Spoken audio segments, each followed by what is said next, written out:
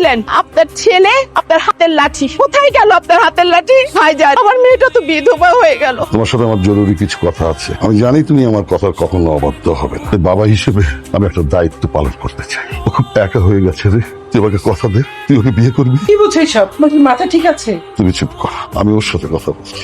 বাবা, উনি আমার ভাইয়ের ওয়াইফ। এটা তো কখনোই চেঞ্জ হবে না। আমার মাথা থেকে এটা কখনো সরবে না।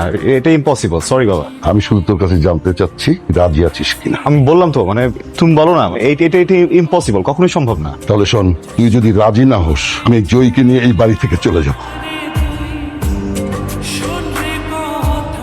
আমি জানি আপনি আমাকে কোনোদিন ক্ষমা করতে পারবেন না। আমার কারণে আপনাকে এরকম একটা সিচুয়েশন ফেস করতে হচ্ছে। আমি এটাও জানি যে আপনি কোনোদিন আমাকে ওয়াইফ হিসেবে মেনে নিতে পারবেন না। না পারাটাই তো স্বাভাবিক। আপনার জায়গায় অন্য কেউ হলে হয়তো একই জিনিস হতো। আমি আপনার কাছে কখনো